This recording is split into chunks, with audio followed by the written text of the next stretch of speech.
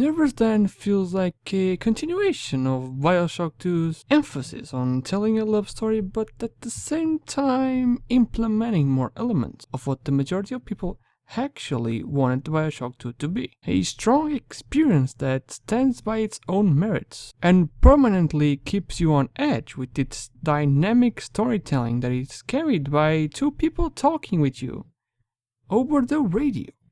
Doesn't that sound familiar? Ah, and I guess that's the best way to put it really, since this DLC heavily borrows the excellent focus on playing with your feelings that BioShock 2 had already explored. Hello, Mr. Sigma? Can you hear me? The name's Porter. Charles Milton Porter.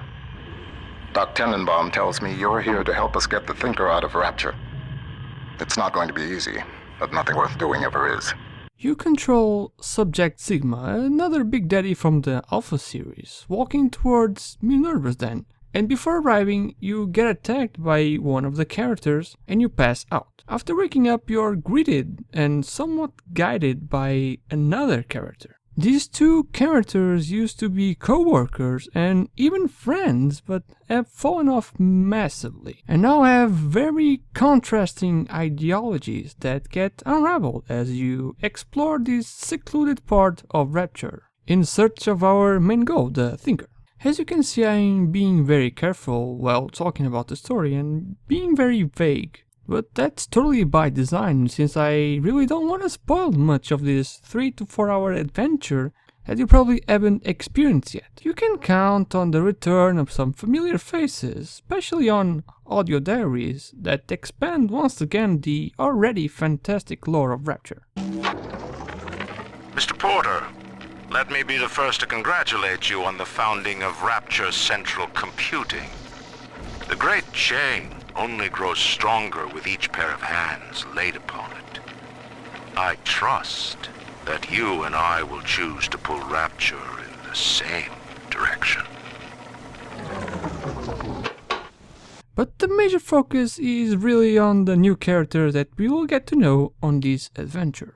In terms of gameplay, you can expect a continuation of BioShock 2's excellent gameplay with a few additions, namely a new weapon and a new plasmid, both very fun, fleshed out, and with some creative uses. Even some puzzles, my favorite. Granted, they are pretty simple puzzles, don't expect, Silent Hill 2 to pop out. James!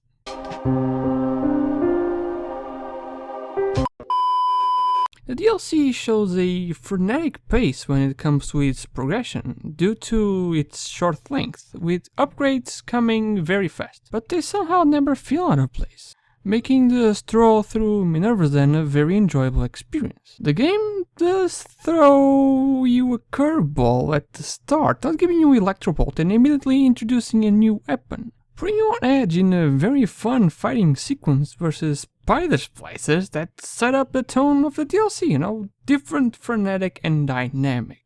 This doesn't last long, admittingly, but the DLC has a few more tricks up its sleeve to keep you engaged. Even introducing a new type of Big Daddy pretty early into the experience while you're still getting used to the dramatic change in pace and the lack of an Electrobolt, which, I used to be a pretty mainstay, back in BioShock 2 and BioShock 1. After this initial shock, pun intended, it starts to heavily rely on its excellent level design, borrowed from the main game, with big areas you can explore with many side rooms that interconnect in a cohesive way. Not another tube burning out.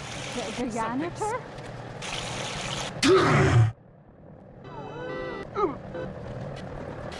This is all perfectly logical.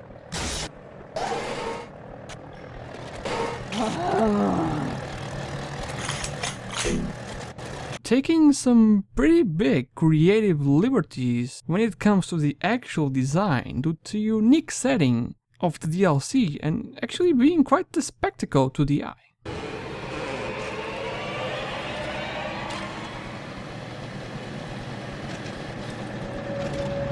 As a whole, you get more BioShock, the way you want it to be, dark, creative, thought-provoking, intriguing, combined with the heart-pulling emotions that this small teen was known for from the lovely BioShock 2 story. It's a perfect blend in a tight, neat little package that will undoubtedly make you appreciate this wonderful IP even more. You get this DLC for free with the BioShock 2 Remastered Edition, so, please give it a chance. It is really good. I would give this DLC a 10 out of 10. I'm not joking, it's really that good. Please play it. Come on.